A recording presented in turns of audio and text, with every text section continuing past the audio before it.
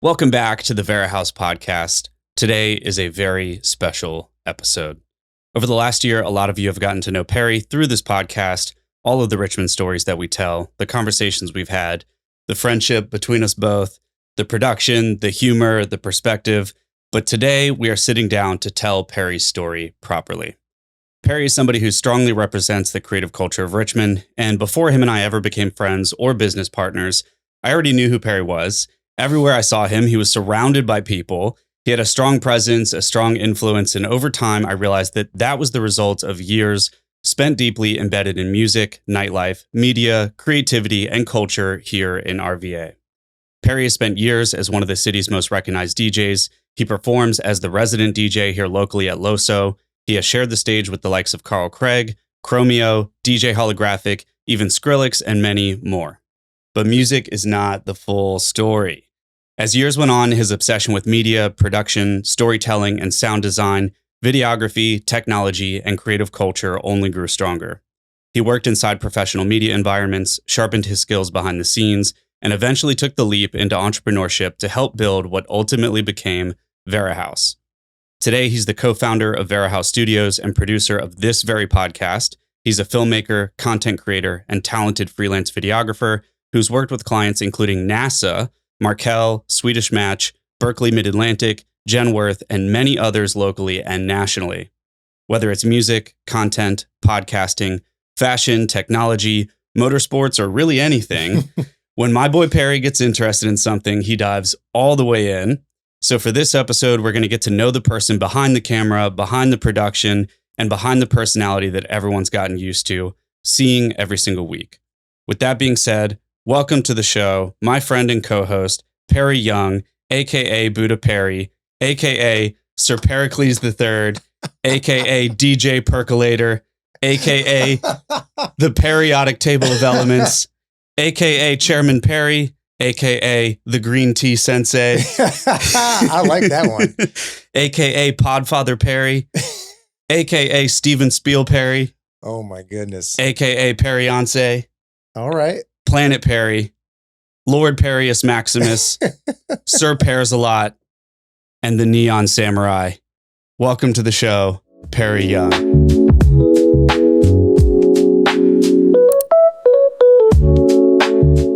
Yeah, my favorite was the Periodic Table of Elements. So good. That's so good. Well, it's as usual, it's a pleasure to be here. Yeah, man.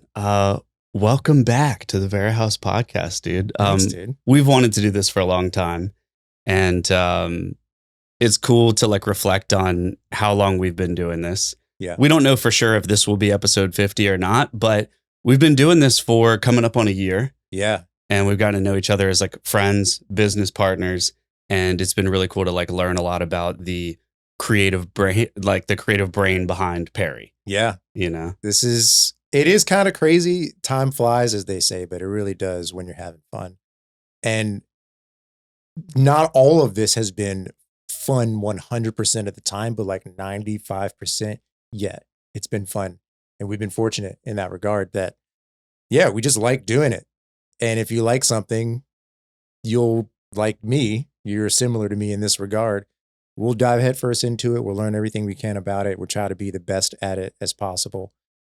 And yeah, a year being podcasters and being studio owners and business owners, it's just like another day, man. Yeah, it is. It's like, you know, there's the cliche of if you find something that you love, you'll never work a day in your life.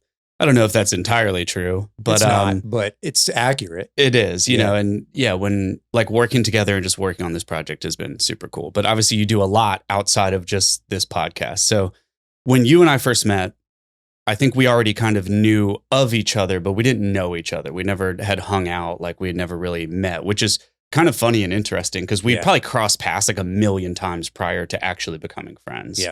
Obviously we met through mutual friends, and our friend was like, yeah, you guys know each other, right? And we were both kind of like, kinda, sorta, maybe. I don't know. What's your name again? Yeah. And our friend was like, you guys would totally be friends. Like, how do you guys not know each other? Yeah. And we're like, all right, well, good to meet you, dude. And then we hung out at this little get together, and sure enough, swapped numbers, and we've literally been friends ever since. Yeah. It's kind of funny, like It's how that kind of works. funny. You know, normally, and I guess this is like the one instance where we can both say it was that started it, because people will always ask me like, how did you guys meet? Like between me and some of my, longtime friends. And it's always like, man, I don't really know. It was just like one day we looked up and we were hanging out all the time. But this is not that. This is like, yeah, we were at a mutual friends, the gathering, didn't really know each other.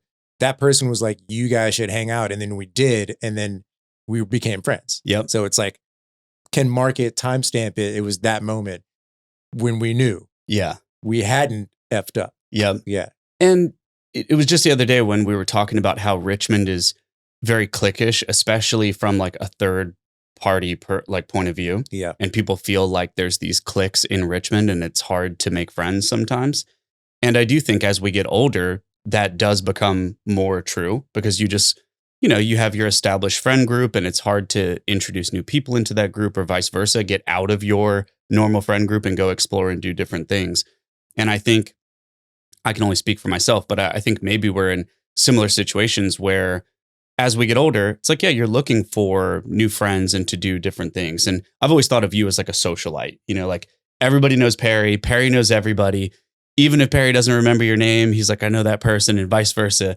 Even if people are like, I don't know that guy's name, they're like, that's MassFX or that's this, it's like they know who you are. Yeah. And I was one of those people as well. I'm like, I know that guy. I'm like, that's just the guy with all the hot chicks hanging around, and he's like a DJ, and he's like cool, and he like does creative stuff. And I'm like, I don't know what he does, but you know, he's what was the nickname? It was Steven Spiel Perri. Those names are incredible. I'm like, I have a couple of like nicknames, or have been given a couple of nicknames over the years, and those are none of them. So those are all new. We got a fresh batch. I'm going to send you this list so that you can pick your favorites. I personally really like DJ Percolator. DJ Percolator is too good. It was like Pericles. I've heard Pericles before. Yeah.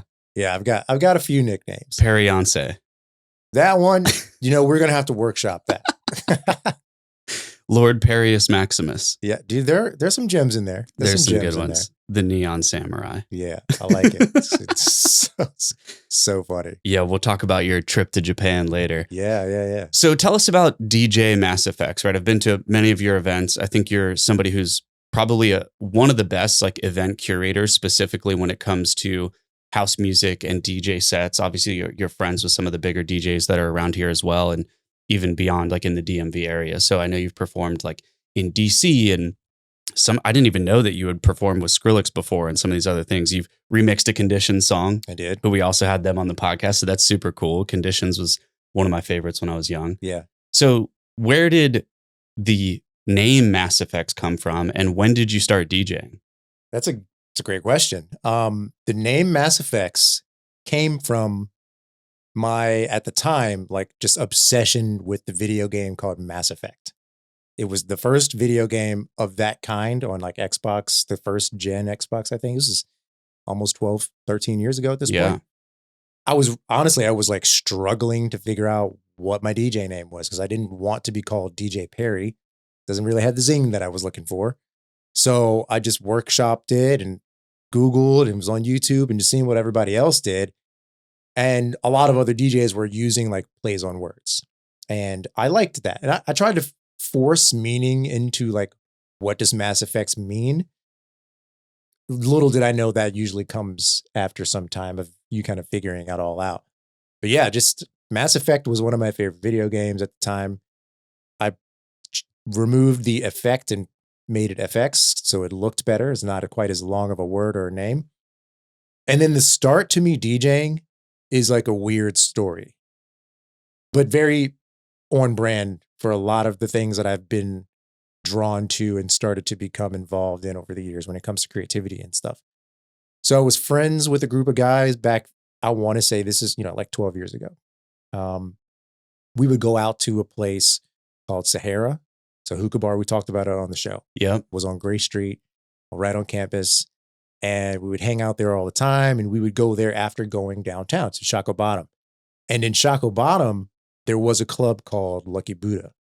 And Lucky Buddha was a dance club, nightclub next to what used to be called Cha-Cha's, just right in that end of the strip before you get to like Canal Club. So we would go down there, we'd see, our friends who were bartending and see a couple friends who would be DJing. And then we would go to the hookah bar afterwards because they were open until 3 a.m., hang out there, let the alcohol wear off, have some shawarma, some wraps. And they had a little DJ booth and a little stage where people could like dance. And this is back when for technology, like there wasn't a lot of technology in DJing gear. This was either vinyl turntables or the top of the line was like the first generation of a CDJ or CD mixers, which is basically like 2 analog CD interchangers that you just had to like, you put them in, you could cue and play and pause, and then you could take them out and put in another CD. That was it. And that's what they had at this little hookah bar. And for a time, the owner's nephew would, spin some tunes, if you want to call it that. And then he went on vacation or went back to, I think Morocco is where they were from, and he never came back. And I asked the owner, because we were friendly at the time, we've been there going on months at this point. I said, hey man, can I get up there and mess around? This seems pretty cool. He's like, oh yeah, sure, go for it. Nobody was there. Didn't matter. Yeah. And I was like, this is awesome. I love it. I went home, I burned a bunch of my own CDs, I brought it back, and I kept playing around with that stuff. I was like, okay, I like this. This is cool. Now, mind you, I'd already had an interest in music, loved music. I dabbled in some like production software, never really thought about being a DJ. So months, maybe a couple of years later, I started to work at Lucky Buddha. I was bartending at Lucky Buddha, and I kind of loosely had interest in like seeing what was up with the DJ, whatever they were doing back there. I knew it had something to do with CDs because that was the medium of the time. I asked the DJ then, I was like, hey man, this is a slow night. Do you mind if I like mess around and just kind of see what this gear is up? Like, what's up with this gear? I get up there and start messing around with the CDJs and the mixer. I was like, oh, I like this. And I happened to be pretty good at it. Like I had a strong fascination and interest with technology and computers and mechanics. So turning knobs and pressing buttons was like second nature for a lot of things. And basically that was where the spark was. After I knew that I liked it and that I was actually pretty good at it, I just took it and ran with it. I started downloading a bunch of music. I burned them all into CDs. I asked the guys if I could come and play a weekend. And shortly thereafter, a close friend of mine at the time offered to buy me my first DJ setup because I couldn't really afford it. Yeah. So he bought all of my first DJ gear, a couple CDJs and a little mixer. And then I think that week or two later, I was playing at 4 different places for every week for months. Wow. Almost a year, I was only DJing. I didn't even bartend at the Lucky Buddha anymore. I quit. And I went straight full-time DJ. Wow. Because, yeah, man, like I said, when you're interested in something, Just obsessed with it. you just go head first. Damn, that is cool. And it's cool seeing the difference like now, to like how far it's come, because you'll have a show and people that I know are like texting me and they're like, yo, are you going to the MassFX show? And, and not that we just expect people to know that like we do a podcast together, but I'm like, yes, I'll be there, and it just cracks me up. And it's cool to see the like dichotomy of like your life a little bit. Yeah, man. And I do remember you telling me about Sahara, RIP Sahara. RIP, man. That's crazy. And so when does, like you mentioned, even like technology and just turning knobs and turning buttons, and I can relate a little bit to that because I always just took apart technology as a kid, but I would imagine that you were maybe similar. So when did your interest in things like video production, media, music, cameras, like when did that come into your life? I mean, honestly, that came into my life pretty recently. Really wasn't even until this was kind of on the table. Mm-hmm. I think I'd always had an interest in those things. I'd had visual representations of it through media, through movies, and through stories that I was told, but I never thought it was something that I would do. And we kind of got in that lane, or I started to get into those lanes. And it's weird with the things that I became interested in. I used to think that they were really far out of my reach, or that there were somebody else's interests or responsibilities, and I just had to stay on the path. And I didn't like the path. I just didn't really know what that meant. I was doing it and I was following along and I was going to school and I was watching the news and I was going to the park and I was like, well, seems pretty normal. But it never occurred to me that I should have been doing the things that I was watching. I should have been engaging with that stuff. And then when that kind of clicked is when I started to like really see myself doing these things. And then it's really hard to put a specific date and time on it, but I want to say, call it 5 years ago, 6 years ago, I started to, let's call it waking up. I started to see things from a different perspective. I started to see myself as the operator and not just someone who was good at telling a story or observing it. There is one specific point in time that comes to mind now. And forgive me if this is a little off topic from the question, but just kind of reminding me during lockdown, when we were kind of in our homes and during COVID, we couldn't go outside. We were restricted from working and, working in a bar, all the bars were closed. Couldn't make any contact with your friends. So all you could do is, Zoom calls and whatnot. In that first period before we started to get the stimulus checks and we started to get back into working, there was literally nothing to do. And I'm looking back, I've got a clearer, vision on it. But back then, something just struck me like multiple lightning bolts. Like, 'cause I need to figure out what it is that I want to do because now I have nothing but time. I have no excuses and I have zero distractions. And it wasn't like I had to force it. I was genuinely interested in finding it out. Tried out a couple things. Maybe I'm a writer. Maybe I'm an artist. Maybe I'm an illustrator. Maybe I'm a graphic designer. Turns out, no, all that shit's real hard. And I wasn't very good at it. And then came into plays, directing and producing and getting more interested and more in depth into the filmmaking side of things and production. Overall production was something that I was extremely drawn to. And I dabbled in it. I got my feet wet. It's like, okay, maybe this is what I should be doing all along. And before I could get something going, I did actually attempt to make a short film. I had a cast together. I recruited some strangers. I got my best friend to help me produce. I recruited another buddy of mine to film it. And we filmed a couple of scenes. We were in different locations in Bird Park and in the fan. And it was off to the races. And this is all during lockdown. Like, nobody's working. Yeah. There's nothing to do. Maybe some bars are starting to open up with some distancing. And once I had that taste, I was like, yeah, I like this. Nice. But unfortunately, we got to a point where we were getting some momentum with the production of that short film. And the videographer I was working with, unfortunately, had to leave town and we never finished it. But the hunger was definitely ignited and sparked and started there. And it also condensed a lot of free, radical ideas into like a direction. Yeah. And like a path that I could follow. Yeah. And it probably felt like there was an itch that still wasn't scratched, Very much so. It's still not scratched. Yeah. And I remember you telling me that you kind of had this idea, and I think many creatives have this feeling when you think of people who work at like these big creative agencies and stuff, and it's like, oh, that would be like the coolest job, And funny enough, when we really started to spend a lot of time as friends hanging out together, that was kind of what you were doing. Maybe not, the Martin agency or whatever, but you were working in media, like for a media company, essentially.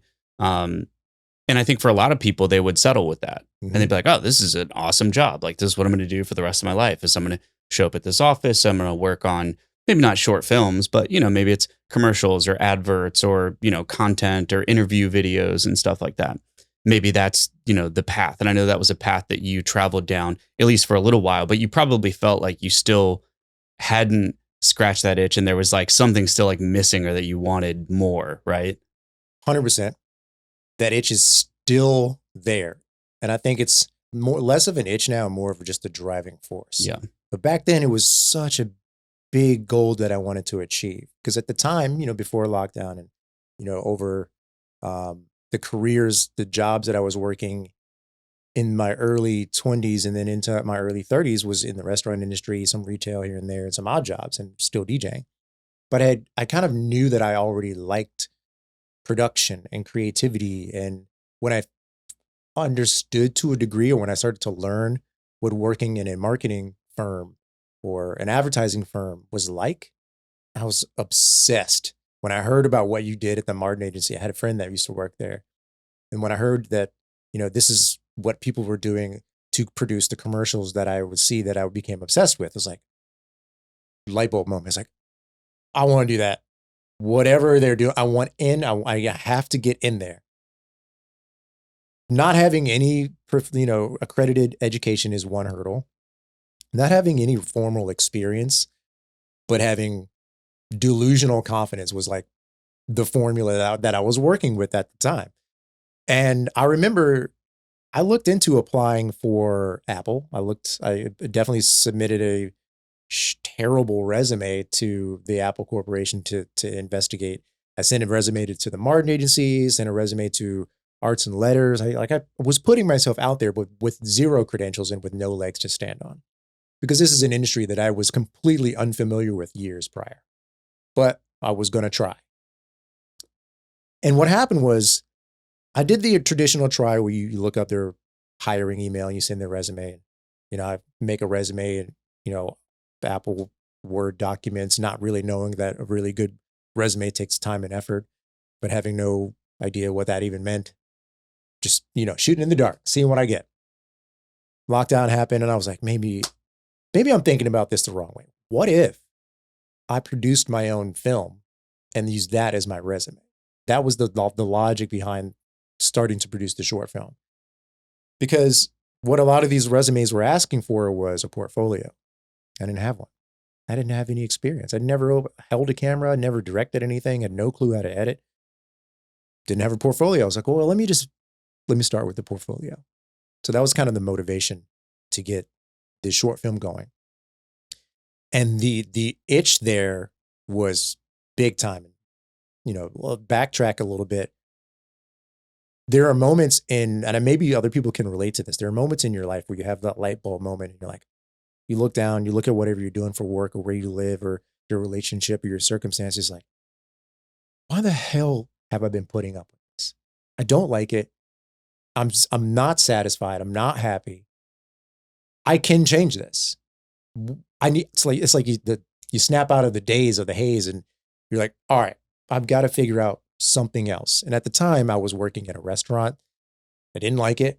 It was long hours. It was decent money, but it was slinging drinks and slinging food. And I didn't want to do that anymore. Yeah. I knew after seeing friends of mine do it and after knowing that there was an industry out there that kind of existed in the realm of things that I was interested in, I was obsessed with doing anything but bartending and doing things like that. And I had a friend that lived out in California. And this is the same friend that I went and visited in Japan. I took a one-way ticket and I stayed with him at his house. And the deal was that I could come there because he knew that I was interested in this. I could come to California. He could make some introductions and then he would let me stay there until I figured out how to live there, whatever I needed to do. That was a humbling experience. I'm sure. Taking a one-way ticket to Los Angeles, sleeping on an air mattress in a relatively nice house. They weren't living in a small apartment. They were in a nice house. And with no experience, no leads, no tools. So didn't have a fresh batch of clothes, didn't have a car, didn't have any money. Go forth and see if you can prosper. I was out there for 3 months, winging it. Interviews online on Craigslist, looking for jobs. I actually submitted the final production of the Conditions remix while I was there. Oh, yeah. Because I was working on it at the time and I was like, all right, I got nothing else going on. Let me just wing that over, send it over to Alex. He's like, the label says thumbs up. It's going on the record. So I was like, all right, maybe I can do this. Yeah. Maybe just, keep sticking at it, keep going at it. And I've told this story a few times, so it does kind of touch on some parts that, maybe we're going to get into. But man, scratching the itch has been the driving force for sure. Yeah. But the overarching theme is that no one was going to tell me that I had to do it the way that everybody else did it, because I wasn't going to. It was already too late at that point, and I didn't feel the need to start from scratch when I clearly was confident that I could do it. Yeah. Well, and LA is like the belly of the beast, right? It's like, not that your situation isn't unique, but in some ways it probably isn't because everyone there is trying to make it, right? So Yeah. it's like you got some stiff competition. It's like you're not the only person looking for jobs and trying to like sustain your passions and hobbies while also trying to make a living and support yourself. It's like if you're going to pick anywhere that's like the toughest to do it, like that's the place. I was completely delusional. Yeah. And that was enough to get by. And, with support from my friend, just moral support, really, that was enough to be there for long enough to get a job and for long enough to get a project. So, for all intents and purposes, did I do the LA thing? To a degree, yeah, I did. I got a job working on Venice Beach at a really nice restaurant. And shortly thereafter, I got asked to be a part of then was supposed to be like an internet game show. The project had since folded up, but you can still find the videos online. And I went to a soundstage and, talked to some people about my life and my interests. And then that was a YouTube video. And then they invited me back for an award ceremony. So I did the LA thing for a little bit. And right through like near the end of my time there, my buddy was like, "Hey man, I know you're trying to get into, the production world and the advertising world. I work for the company that does the ads for Apple. Why don't you submit a resume? I can get you an interview. I can't promise anything else." That's all I could ever ask for. Yeah. Go to the interview, meet with the person. Don't even get past the front row. Like the interview was done in basically like the lobby. And yeah, she asked me some hard questions and we talked about my resume, talked about experience. And I was like, I'm definitely not getting this job. Yeah. And at the time I'd been there for going on 3 months. I didn't have any money. I'd spent all the money that I made from that project. I was eating food from a care package that my mom had sent me, which was basically like crackers and like easy waffles and easy pancakes. Pretty much. I lost like 15 pounds. I was super skinny. And this is why I have faith in things like, talk about manifestation.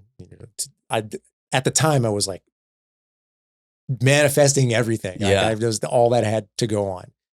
I walk out of the interview and I get a phone call from my buddy who lived here. And he says, "Are you available in 2 weeks? We're throwing a huge DJ event on Browns Island and we want you to open the show." And I was like, "Yeah, sort of. I'm in California. And I think I can get there, but I might have to figure some stuff out." He's like, "Okay, well, do you want me to tell them you said no? Because you're going to be opening for Skrillex."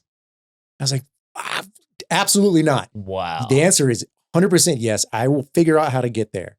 And this is the kicker. I didn't have any money. I couldn't afford a ticket. My friend wasn't going to pay for it. My mom wasn't going to pay for it. So I'm basically like stuck in LA, but I had to be in Richmond in 2 weeks for this show. I was DJing and I had been DJing pretty much as a resident at a place called Vintage on Main Street, right across from Sticky Rice. Yeah. Yeah. It was called Pearl Yep. at the time. I remember that. And I had been working for that group of restaurants. They owned the Daily, they owned East Coast Provisions, they owned Pearl, they owned the Hard Shell. I've been working for them either as an employee or as a DJ for forever. So I messaged one of the owners like, "Hey, would you be able to spot me a plane ticket or half of a ticket to get back to Richmond?" I texted a friend. I was like, "Hey, I got $200. Can you give me the other 200 so I can get back?" And they paid my way back. I played a show here for free. And then I played the Skrillex show. Wow. Yeah. And I mean, that's that entrepreneurship. That's that entrepreneurial spirit. It's like, I'll figure it out. I'll figure it out. And that's a clever idea. Be like, hey, all right, I've worked for these people before. Like, yeah, just advance me. Yep. And then I'll work it, I'll work it off. Pretty clever, man. So like, yeah, taking the leap is nothing new for you. It's like you've taken a lot of leaps. I've taken a lot of leaps, but I've also grown and I've also learned that yes, taking the leap, and it was a combination of like naivete, like, "Oh, sure, I can do that." Definitely couldn't, but tried it anyway. But then it was also now with reflection, no more leaps without something to land on. Yeah. There's no reason that you have to make it hard on yourself. Yep. If you have dreams, there's a way to achieve them. Young me didn't really see that. Yeah. Now I have some perspective and there are ways to get what you want. There's steps to take to do that. You don't have to try and skip the line. Odds are, unless you're chosen by the gods, you're not going to make it. Yeah. But, you know, there's nothing wrong with a good try. Yeah. It makes for a great story. You know what I mean? Dude, 100%. I mean, what was that like performing not only on Browns Island, like in your hometown, but yeah, with a huge artist like Skrillex? So we've talked about Richmond and like the kind of things that happen in Richmond, like some of the intangibles that just kind of permeate the culture here. And one of those is distance makes the heart grow fonder. It has never been more true than in any city that I've ever been in. Richmond is a small town masquerading as a big city, but it really loves big city stuff. It loves big musicians. It loves big bands. It loves artists and creatives, but it doesn't really nurture them past a certain point. Simply, I think, this is just my theory, this city just can't really facilitate it. So you think about any of the really big, huge bands that have it, that either started here, exist here, or kind of formed themselves here. They had to leave to get big, and they had to come back to be appreciated. And I got a little taste of that. I wasn't gone for that long, but I was DJing here at the time. The culture aspect of knowing someone that leaves to go and do bigger and better things in a bigger and better city is like, whoa, he moved to LA and he's doing California stuff big time over here. He's a hot shot now. Broke, lost weight, couldn't eat, didn't have any transportation, but no one knows that. You don't see that on the internet. And I come back, and the first thing that I do when I get back here is play that show. It was kind of a move. Yeah. And it felt great. I immediately connected with my buddy Long Johns, who's big time Skrillex collaborator, has been for years. He's still out in LA doing big things. And he like got me set up. He's like, all right, look, you're going to need this. You're going to need this. Let's get you good.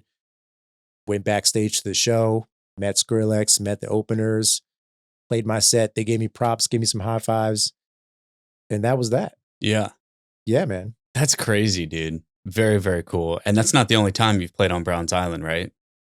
That was the first time. The second time was years later when RVA Mag hosted New Year's Eve. Yeah. That's cool. Well, you took another big leap doing this whole thing. I did. Did I make a mistake? I don't know. I mean, it seems like it's going all right. I think we're doing okay, man. I think we're doing okay. Well, you talked about how you've learned a lot since young Perri, right? For sure. And I remember when we first started discussing this whole idea and kind of putting it all together, you were one of the probably the main rational mind in the room. And you did a great job of really saying like, okay, what's the plan? Like, what are we doing? Where are we going? We said we were going to do this. Did we do it? And I'm sure a lot of that pressure came from your previous experiences, making sure like, all right, if I'm going to take a leap, I need to do it right and make sure I'm not just winging it or like totally winging it. Right. Yeah. Having faith in a project and having faith in people and having confidence in a really good idea is only the first step. Now you need to continue to have confidence, but in my experience, confidence and enthusiasm and excitement are the fuel, but without plans and actions and structure, nothing happens. Yeah. Nothing is done. I'm sure you know this all too well. Yeah. So yeah, man, when you were like, hey, I got a cool idea. I was like, well, first off, I like Myke. He's got a good head on his shoulders. At the time we had another partner and I was like, okay, these guys, I think they're on the same page. I think maybe we got something here, but I was, based on experience, hold the phone. Yeah. Let me see the P's and Q's. Let me see the breakdown. Who's doing what? Where are we going? How much does it cost? All that stuff. Because I didn't want to end up like I had been previously. I was like, I'd aged a bit, and with age, hopefully comes some wisdom. And at the time, I was working in a full-time job. So and in that job was production. So I had some experience in how to make things like this work. So I was like, I'm ready to do it, but let's talk about the nuts and bolts. Yeah. Well, and like when I think about what people say when they mention you to me about the podcasting, they're like, Perri's got the perfect radio voice, So like, did you ever think of yourself as a podcaster? Like, did you ever picture yourself doing something like this? Not even a little bit. I think, okay, that's not entirely true. I think, drunken convos with my buddies over the years, I think podcasting has come up, but not because I think I had a podcast voice Right. or, had anything specific to say. Now, that was before I worked in my previous job where I was producing a podcast. And like, even then I was like, this is a lot of work. I'm not even sure if I'm like ready and willing to do this. I was producing it for some other folks, and I saw firsthand what it took to make something like that happen, to make it, make it good, make it worth watching, make it worth doing. So I was like, all right, I think we can do this, but we got to get some things right first. Yeah. But yeah, man, definitely never thought this is where I'd be.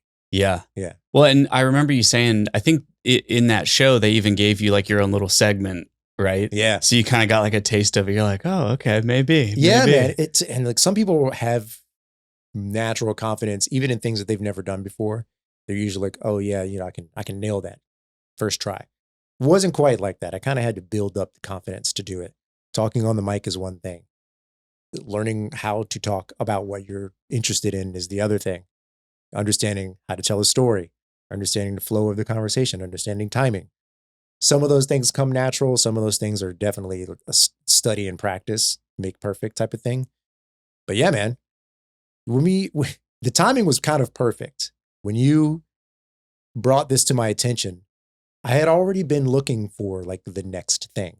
That itch was not satiated. Yeah. And I had scratched an itch in this previous company and then that role as a media producer. And I'd gained a lot of knowledge, but I was already ready for the next leap, so to speak. Yeah.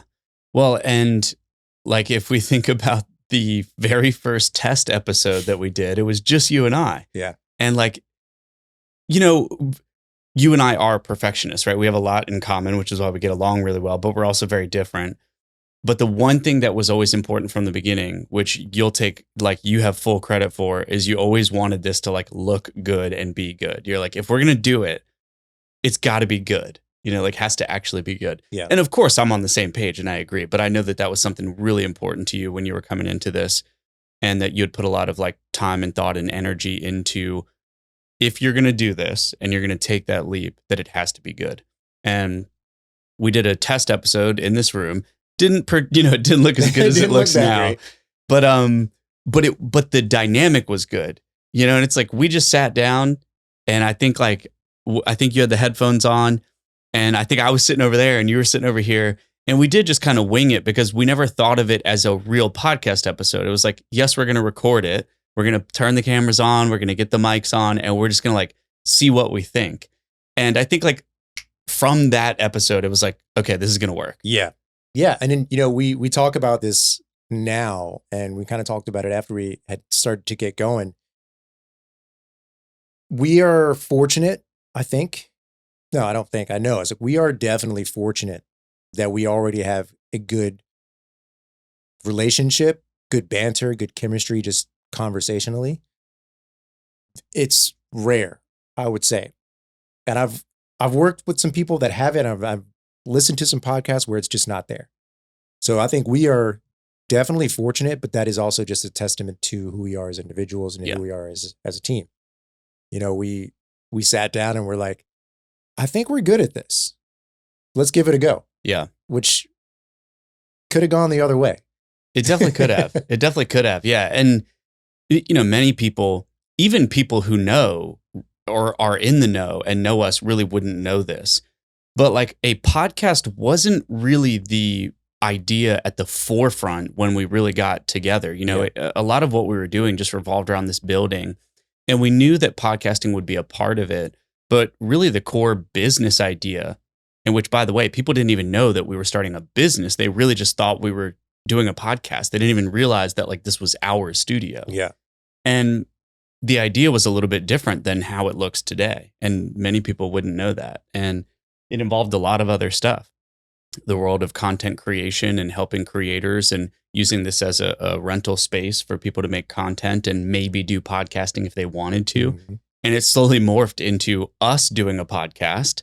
And now the podcast is really at the forefront of everything we do. We meet every week to do this, sometimes multiple times a week. And yeah, podcasting it's become a huge part of both of our lives. Yeah. And who would have thought? It's like it's funny, but yeah, it's like you said, it's fortune, but like clearly to some degree, this is like what we're meant to be doing in one way or another, I think, or at least that's how it feels. It does. It does. And it's right in line with my kind of the path that I've carved out and the trajectory that I've been on. And, I know this has a lot to do with my experience and things that I've wanted for my own life. But as I've grown and learned more about myself, especially over this last year, but, more recently just learned about myself, learned about, some of my preconceived notions and some of the things that I'm more biased towards and some of my tendencies specifically. This just makes sense. It really just lines up with the things that I've been doing. And it is very much a culmination of all of the stuff that I've done up until now. The music, the production, the creativity, the performance. It's just kind of a nicely packaged version of all of that. Yeah. Well, and I was going to say that package, and you may feel differently, but I always think of that package as Planet Perri. Like that's Planet Perri. So can you talk a little bit about, and this is something that I think is a little more new in your life over the past year or two, the idea of having and being a personal brand and thinking about like yourself, not as like a public figure, but in a way, like you're a creative, you're an entrepreneur, you're a podcaster, you're a DJ. And so, yeah, anybody like replace you with whoever else, that person would still be seen as their own brand, right? So it's like you have that. And I know that that's something that you've been exploring even on your own and just kind of like learning at your own pace when you do have the time, exploring things like YouTube and content creation. And you have a whole new Instagram now that you've set up called Planet Perri and just kind of documenting your journey as an entrepreneur. So can you talk about how has that been? And like, are you enjoying it? Like, is it another aspect of your life that you feel fits into that package? Yeah, it's interesting, man. When we talked about this a while back, starting the Instagram and starting to do YouTube was at your encouragement because one, you saw that this was working for us, but also working for me and kind of feeling a need. But you also could see the potential benefits of me trying these things and not just like monetarily, like, monetary benefits from doing things on social media and doing things on YouTube, but the benefits of growth, the benefits of experience, the benefits of expression. And to be frank, I thought it was all bullshit. I think a lot of people think that, which is fine. That just leaves room for people that don't. Yeah. And now I understand that. Social media is an interesting topic. It's so multifaceted and it is way more complex than any one person can really comprehend. And if at face value, if that's how you perceive it, you don't perceive it as something that has any sort of inherent value other than entertainment, then that's fine. Then that's what it's for. But for me, I was also in a place where I was looking for other outlets. This was an outlet. Beginning to freelance as a videographer was an outlet. And then exploring the idea of turning what is just the freelance guy into Planet Perri, the brand, completely changed my perspective. I never thought about it from a marketing perspective because that's not my background. But, working with you and talking with you about it, flip that on its head. And I can clearly see the benefits now. Now, I'm not quite as far along as some bigger creators, but I do feel like the progress that I've made in the time that I'm doing it has been enough fuel to say that it's definitely worth it.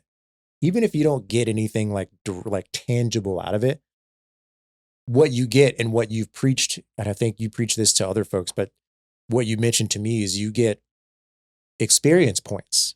You get trial and error points. You get cumulative points, right? You get to try something you thought was a good idea and see if it works. Then you get to have the conversation with yourself whether or not you want to do it again, which is a step in in the right direction, no matter which way you go. Because a lot of what you do as a creative person has everything to do with who you are and what you are willing and capable to do. That in itself is a conversation. And you have to make a decision with yourself whether you're going to go this way or go that way, or do this or do that, or do that or don't do that. Because at the end of the day, if you don't do anything, then nothing gets done. This isn't like where you punch the clock card and you go to the office and everything is laid out for you. Your desk is there, your computer is there, you switch it on, you punch in some codes, you do your work, and then you go home, you make dinner that you got delivered, and you cook a meal, and then you watch TV that somebody else is producing, and you go to bed and you're happy. Every aspect of being a creative relies entirely on what you can do and what you're willing and capable of doing. So when it comes to like content creation, is like, what are you willing to do? What are you capable of doing? What are you willing to tolerate? This is not going to all be beautiful. It's not going to be pretty. But I'll tell you what, man, the journey through the parts that you think are going to suck and coming out on the other end, realizing it was just a Tuesday and your world didn't implode when you posted something that you don't like and nobody liked it. Enough of those will build your confidence in what you're willing to do faster than anything that I've like currently experienced. Cause it's like, oh yeah, I can post on here and like, it'll be cool. And then it's not cool and nobody likes it. And then in my case, I was like, I kind of need this to work. I need the podcast to work. I need videography to work. And I kind of need people to like engage with my account because I need to get some work going and all this kind of stuff. I was kind of like scrambling. But I was like, and current logic from anyone who works a 9 to 5 would tell you not to waste your time with it. Yeah. It's like, don't do that. Get a job. I don't want a job.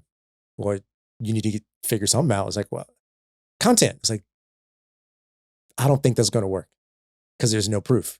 Like there's no tangible evidence in the beginning. But once you get past it at a certain point and you can see how it's working and how it works for you and you have more control over it, there's really no price you can put on that. Yeah. Yeah. Well, developing a personal brand is personal development, right? It's like social media is one of the ultimate personal development journeys. And it's easy for somebody on the outside to like kind of scoff at that and laugh at that and be like, bro gets paid to just talk into a microphone. Like anybody could do that.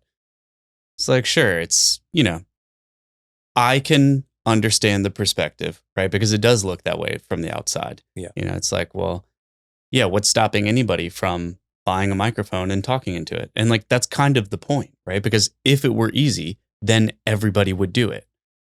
And yes, there are millions of podcasts, but not all of them are successful. The vast majority of them fail. It's a recurring theme that we talk about all the time. Like most people fail at most things that are worth doing because they're hard. And yeah, building a personal brand and putting yourself out there on social media is one of those things. And yeah, we like to think that our friends and family are always going to be the first people to support something like that, but that's often not what happens. Yeah. It's like often the people that support us are just random strangers on the internet. Yep. And like, that's the thing where you're like, oh, because you have to be able to reach people outside of your sphere. And then it kind of all clicks, Yeah. But I know that's been a fun journey for you, seeing like the creators that you take inspiration from and then learning how to like implement that look and that aesthetic feel and that kind of stuff like into your own life, and Mm-hmm. yeah, and then there's a lot of barriers that we face along the way to overcome. So yeah, Planet Perri, I love it. Yeah, man. Like I can't reiterate it enough. Like the barrier to entry, these words, barriers and guardrails and steps and levers, they're just words. They're like literal mental constructs. And I'm marking this 12-month period because there was so many drastic changes in my life. And, the biggest one, there are lots of big changes that have happened, and we can get into that. But I think the biggest one, and there's no way to get around it. There's no way to skip it. The only way is to go straight through, deal with all the stuff, and then look back and realize it wasn't that bad. And that's so hard, like kind of hard to really contextualize how difficult it can be. Things like your circumstance, your preconceived notion about who you are as a person may be tied to your position, your status. I know for me, it is to a degree. Being a person of a certain status may mean having a job, having a nice car, having some money in the bank, having the ability to travel, having a good, community and friend group to exist and be around in. But when all that stuff is taken away, who are you at the end of the day? And if you haven't had that conversation, it is a long journey to get through. Because there are the things that you could easily or used to maybe easily deal with or handle become monumental mental issues that personal experience. I spent days sometimes navigating with no help because there are lifelines. You can talk to your therapist. I have a therapist I talk to. I have friends and family. I talk to you from time to time. No one's going to do anything for you. It always comes down to what you are capable and willing to do. And I'm like really thankful that I've had the opportunity to do that. At the time, it sucked. I didn't want to do it. After hindsight, of course, is 2020. It's invaluable, and a lot of change can happen in a very short period of time with that. Yeah. Regard. Well, and it sounds cliche, but like, of course, the journey is always like better than the result. Yes. It's like we fight the whole way to get the result, not realizing that the journey was the best part of it all, Yeah, man. And I mean, I'll put it into context, The June of last year, I turned 40. And we had a party at the rooftop. You guys came through, yeah, had a good time. My family came out. We used to call that over the hill because it used to be your halfway point because people were only living until 79, 78. So your life is technically half over. And yeah, turning 40 is definitely like a notable age. But as I've learned and seen and been experienced or exposed to different ways of thinking from different parts of the country, different parts of the world, yeah, age is just a number, but it is mark the passing of time.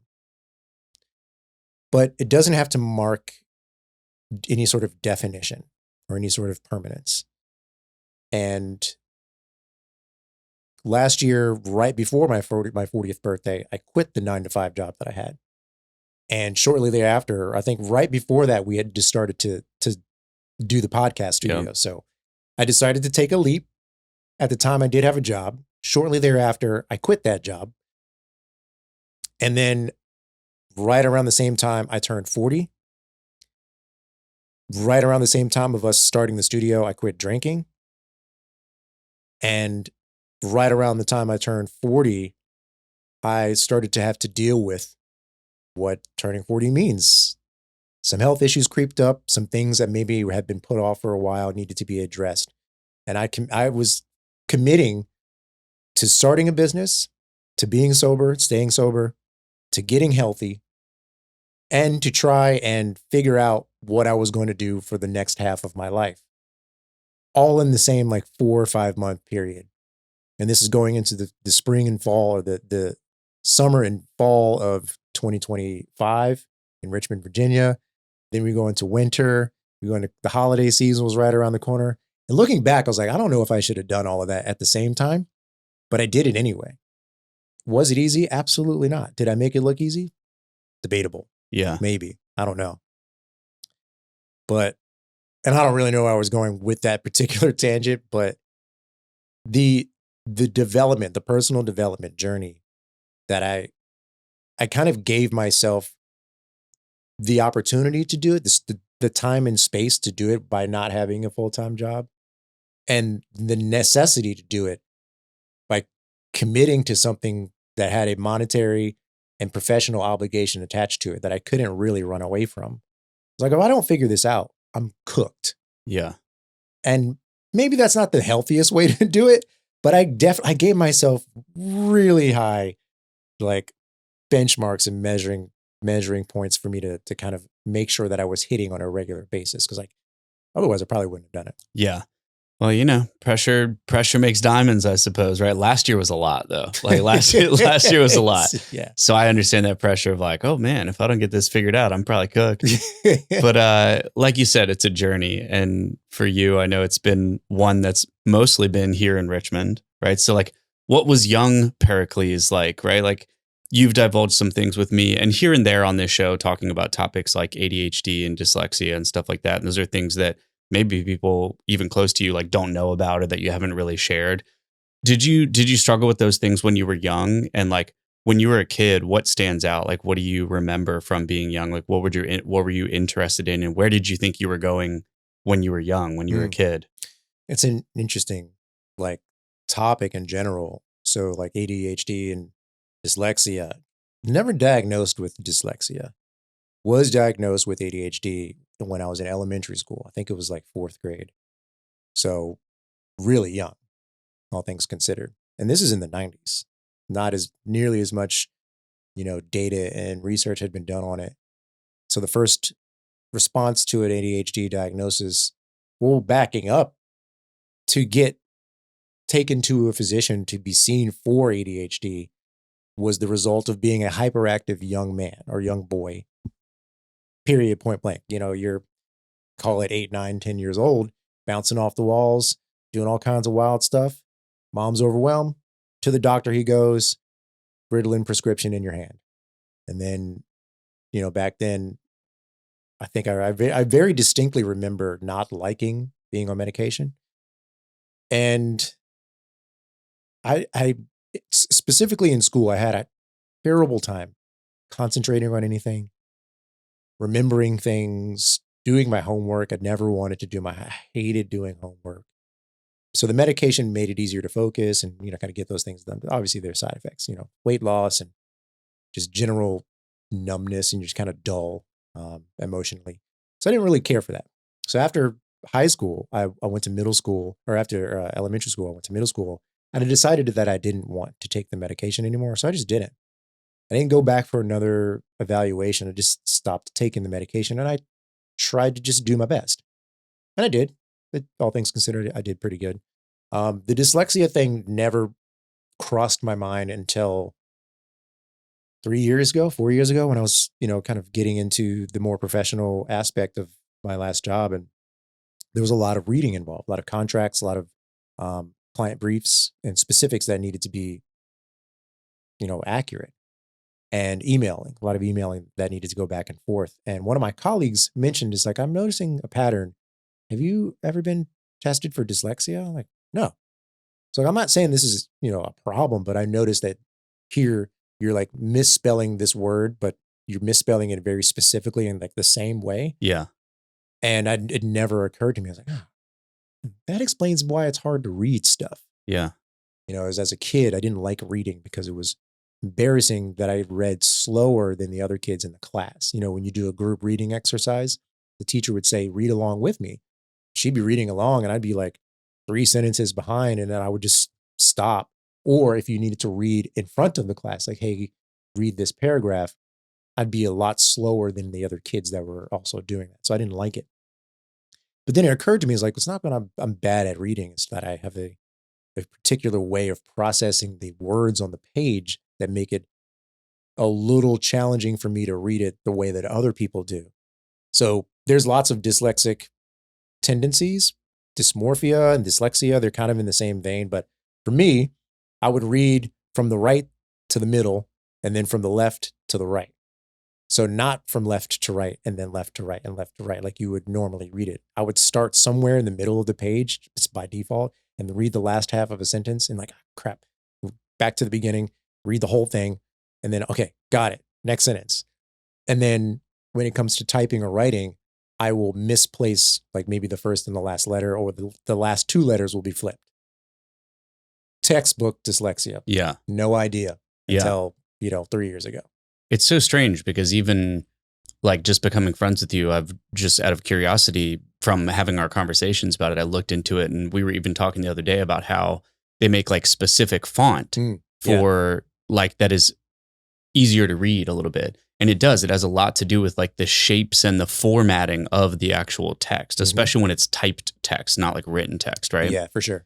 So yeah, it's really interesting. And so I know that you are very interested in like STEM, right? Like science, space, all that type of stuff. Like when did you first become interested in that? Or do you remember like what sparked your interest in those topics? I don't think I remember specifically what sparked it, but I remember as a young kid, young, very young, 5, 6, being obsessed with, I think my mom got us the first Nintendo as a kid. I was a tiny kid. Yeah. Playing Mario for the first time.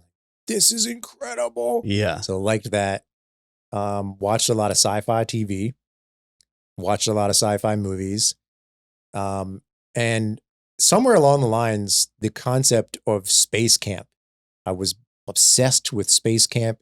And then the NASA shuttle program was a lot more active in the early 90s, like going to the moon, flying to the space station. That happened all the time.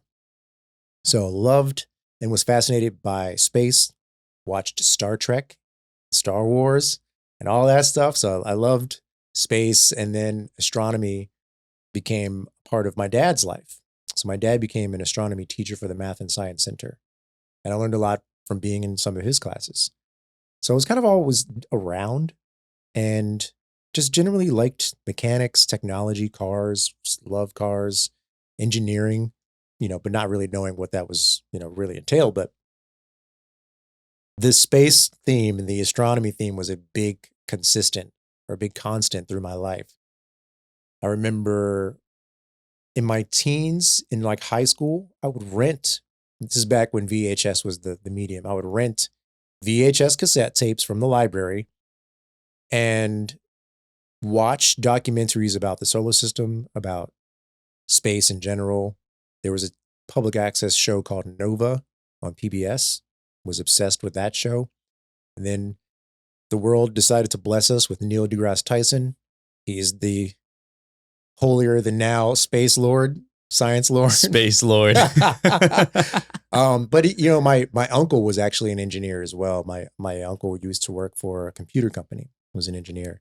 Loved science and technology, loved cars. So it was kind of in our family. That's super cool. Yeah. It's also cool to see how those things have like developed your like creative taste and stuff like that. Like even just connecting the dots of the MassFX thing through video games, like even the name Planet Perri for your brand. I also think you take a very like rational, analytical kind of engineering approach to like your thoughts and your ideas and your philosophies and even how you think through things and even getting into the business world and stuff like that. I think it's all super cool. And obviously a lot of it involves technology, sound waves, frequencies, temperature, color, lighting, like, all that type of stuff. Like, I think it's super cool to see how that's sort of developed. I know another thing that you've shared with me is the time that you spent in Japan. And I think that probably plays into it too. Like whether it's your fashion sense or, I made the joke at the beginning, I think I called you the green tea sensei and the neon samurai. Yeah, I love some green tea, man. Yeah. So what was that like? Like when did you go to Japan? What was that like? Because obviously that's a totally different culture. Yeah. And how does that fit into like kind of developing your creative sense? So this is such like a multifaceted story. My dad is a Buddhist. Oh yeah. To start. My dad and pretty much everyone on his side of the family practices Buddhism to some degree. And my parents were divorced when I was young. So on Sundays, I would go to church with my mom. But when we were with my dad, we would go to prayer sessions. They weren't, it's not called church, and we didn't go to a temple because this is Virginia. So we would go to prayer sessions. It was a Buddhist community, and you would chant. You'd read a tiny booklet, which is essentially one long prayer. So you read that prayer from beginning to end, and then you would oftentimes or sometimes share an experience. And I got to experience a little bit of this on my extended family side when I went to California because I have some family there. Did a shared experience meeting with them as well. And in addition to, sci-fi movies, I loved kung fu movies. I liked Bruce Lee, like a lot of young guys and young kids. Power Rangers, was obsessed with that. So I liked martial arts. I liked Asian culture, was just kind of fascinated by it because it was so different than anything that we did here. And having a tether to that via my dad and this practice was formative. I didn't really know what I was going to do with it when I was younger. We participated in it, my brother and sister and I, but we were too young to really grasp it. And we were also, going to what am I saying? Baptist church. Baptist, yeah. I was going to say Catholic and Baptist at the same time. Catholic. So we were going to church. So we were these conflicting religions. And as I grew more interested in the Buddhist side of things, I also saw myself drifting toward that ideology to a degree. So it was just kind of fascinating. And I had the opportunity to go because I had a friend that was living there for work. And a couple of friends of mine from here decided to go because we were offered a place to stay. And back then, a plane ticket to Japan was $600. Now it's like $1,500. Yeah. So At least probably. It really wasn't even a question. It's like $600 and we have a free place to stay for a week. Yes. Yeah. We're going to Japan. Yeah. So I was already just excited, just super stoked to go there and just to experience it. And anyone that's been will probably say something similar. It is one of those places that will forever change how you see the rest of the world.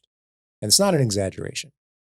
There are things there. There are aspects of their culture, aspects of the architecture, aspects of just the way of life there that make sense in a way that's kind of hard to describe, that you embody relatively quickly, because as a transient or as a visitor, you do want to adapt. You want to be a part of the culture. So you participate in these things. But they linger because they make sense and because you sort of embody them or bring them into you as your character builds when you're going through these experiences. And one of those things was obviously the way that they treat people and respect, being, cordial and greeting people, the way that they structure their gift shops and their stores and their retail and their cities. From the top down, there's just this overarching layer of intentional respect and efficiency. Tokyo in Japan itself is relatively small, but it is the biggest city on the planet. It has more people in that geographical area than any place in the planet. And I got to go to a Buddhist temple. I got to see some Buddhist monks pray while I was there. And then I got to live my metropolitan dream. I got to go to Shibuya Circle, which is, if you've ever seen any videos, Tokyo Drift or any movies or TV shows where there's this massive crossing of like thousands of people across an intersection, that's Shibuya Square. So I got to go there and do that and, eat great food, eat some sushi, took the bullet train. It's like being on another planet, man. Things there are so far ahead of the way that anyone here thinks about stuff. And that actually ties into, who I became as a person, but it also just kind of maybe solidified or reinforced the way that I've been thinking about the world. And this all plays into the way that I go about doing things, the way that I've decided to take a non-conventional path to, business or careers, or the way that I try to expose my friends and my peers to things that I know that they won't ever get to be exposed to by DJing and playing music that I like, that I know that maybe people don't hear, wearing clothes that I like, that I know that I've seen is pretty fashionable in other places, but maybe definitely not on a regular scale here. And, articulating my thoughts in a way that is educational, but not like, trying to beat someone over the head with like, hey, this is an idea that you should adopt. It's all from a place of the world is incredibly diverse and incredibly massive, so much so that it almost defies comprehension to a degree. And we are fortunate enough to be exposed to it. You just have to kind of go out and do. Yeah. Well, I know that it reminds me of times that I've heard you play music, and obviously, maybe you're not playing, Japanese music, but just like you said, I'm sure it's something that you take with you from that experience, right? I remember you even telling me that maybe not most, but like a lot of DJs, when they're curating their playlist or their soundtracks that they're going to play, that they're always staying within certain tempo ranges and stuff like that. And that you just always took an unorthodox approach to that. Mm-hmm. Right. And so, sure, maybe that doesn't fit into like Japanese culture, but it's like this, it helps you think outside the box. It makes you realize like, okay, I don't have to do things just this one way. And you can pick things from different ideas and cultures and concepts and philosophies and implement them into your life as you go and as you get older, right? Like, yeah, man, you're even reminding me of something two things. Well, that unorthodox approach is definitely how I've decided to live my life. Clearly, this is not the orthodox approach to doing anything. Yeah. That's exactly why it's fun. That's exactly why I'm drawn to it. And that's exactly why, even though I tried the traditional path, college, job, family, house, retirement, it never felt right. It never lasted for very long. I always felt like I was ready to do something else, something more interesting, something more engaging. And this feels right. Is it for everybody? Definitely not, but it definitely works for me. And I know to a degree, it's kind of the same reason that you chose a path like this.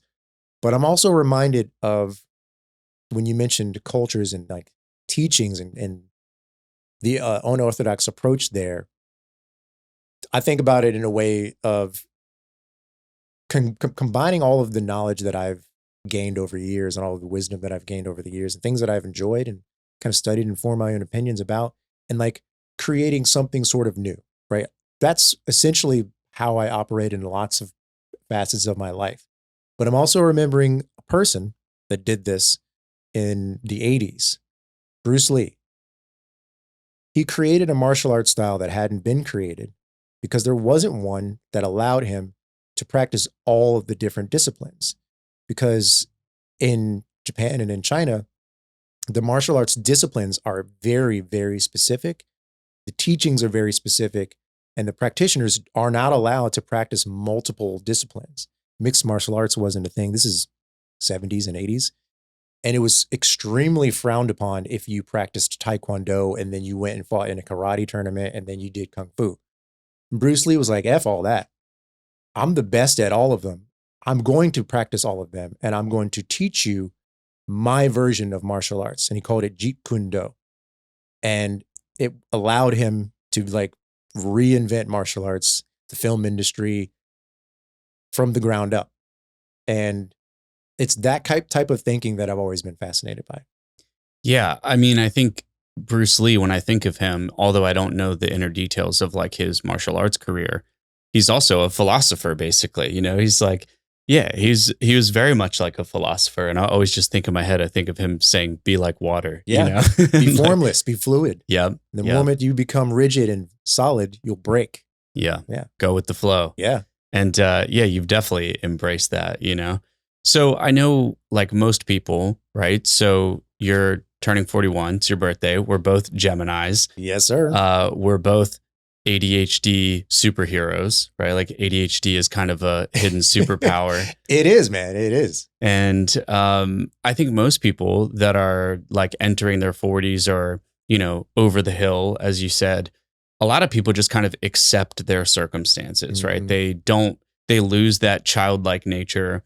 They don't explore their creativity and their passions and their hobbies for one reason or another. And it's sad to say they typically just, you know, give up, or again, even if it's not giving up, they just like accept their fate in some ways and just fit into the mundane routine and just do the same old thing or try to hang on for dear life and just make it to retirement or whatever.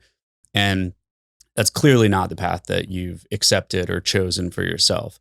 So what helps you like embrace the chaos and just go with the flow and be like water? Like, you know, because yeah, we've taken an unorthodox approach, and especially you in particular, like venturing into these different journeys all the time, like finding new things, new topics, new hobbies, new career paths to kind of add into this bubble that you have. Like, how do you continue to reinvent yourself and do that?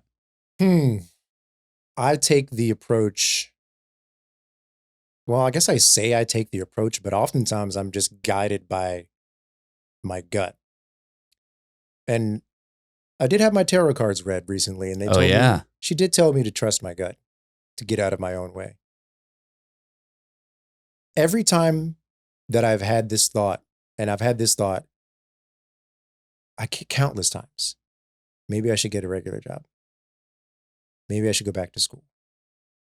Maybe I should sell all my DJ gear, sell the car that I pay too much for, and live a sensible life. That would be a little stress-free. I'd have some more of the things that maybe I wanted, like a home and a family. It would definitely take the pressure off my mom. She could stop freaking out about me every other week. But then I look at people that are doing exactly what I want to do. And there are thousands of them. You can thank social media for that exposure. And then I hear people talk about how they didn't get their big break until they were 65 and how they're in their 70s and they're really starting to feel their full version of themselves come to the surface. And then I also look at people that I know personally that have consigned their life and their future to a certain path. And again, no judgment. And to a degree, the normal life, the house and the kids and the dog and the family and the job, that looks great. There's a lot of aspects of that world that I do envy because I don't have them. But I don't think I would give that up or give this up for that. It wouldn't even be a competition. And every time that I've tried to, something always pulled me back. Yeah. It's either getting fired on purpose, quitting, or finding a reason not to do it. And maybe that is the ADHD. And as we've done research and I've done my own research on it, I've come to really understand more of it. And trying to use it, like you said, as a superpower is definitely a goal of mine because it's not going to go away. It may even get worse. And embracing or even reframing the things that were maybe hindrances and maybe hindrances in the normal regard or normal way of doing things is a way that can maybe give you some relief, maybe give you a reprieve from, beating yourself up about it. It's like, oh man, I'm ADHD. I can't focus. I can't concentrate. I don't want to do this. I struggle with systems and I'm inconsistent. It's like, yeah, you're inconsistent when you're over here and you struggle when you're over here and you have a problem with this type of stuff. But when you're here, you're locked in, laser focused, and no one understands how you did it that way. So that just informs me that I kind of have to be over here because that doesn't even work. Even if I tried it, it wouldn't work. So I'm kind of consigned to this freeform, obsession-based creative lifestyle. And that didn't really click until very recently. Like I was actually listening to a podcast today. It was Conan O'Brien's podcast. Been listening to the guy for years. He's been on TV since the 70s. Yeah. And he said today that he had the idea that he was going to do this and be this goofy, creative, funny guy on TV in like 1978 or 1985. I was born in 1985, and this guy is still doing it and could not be sharper than Attack, right? He's still at the top of his game. He's in his 70s now. He's got one of the biggest podcasts on the planet. He had one of the biggest nighttime TV show careers on the planet. He's one of the most recognizable faces ever. And he still seems relatively humble. He's still sharp as Attack. He still likes to have fun. He's still goofing off like a kid. So why couldn't I do that? Yeah. Dude, I agree 100%. And that is like the entrepreneurial spirit, right? And if you did somehow choose the standard path, your gut and your intuition would tell you that it's the wrong thing, right? Well, I think, yeah, from the moment that I've gotten to know you, I've always, and even prior to that, I've always thought of you as just like this creative person, like you have this person in your mind of like the guy who runs like a creative studio, and it's like, what does he do? And it's like, we don't know, Yeah. You've always sort of like fit that mold to me. And the one thing that I know for sure is that like everybody that I know or that I talk to that, mentions you in passing or, asks about like, how's Perri doing? Or what's Perri up to? Everybody is always like, dude, Perri's like a great guy. And I feel the same way. It's been an honor to like, obviously build our friendship, to co-host this podcast with you, to build a business with you, and to sit here every week and just have ridiculous conversations together. So thanks for like hanging out, telling your story, talking about all the things that make Planet Perri, Planet Perri. Thank you, dude. Thank you. It is an honor to be a part of this venture, a part of this journey with you as well. Thank you for taking the time to kind of peel back the layers and, give me some room to go on a little rant here and there and, share a little bit more about what's going on and, what makes me tick. It's very cool. It won't be the last time, dude. Yeah, I know. We've got more to talk about. Definitely. That's for sure. You're the GOAT. This podcast was recorded at Vera House Studios in Richmond, Virginia, and produced by Perri Young and Myke Metzger.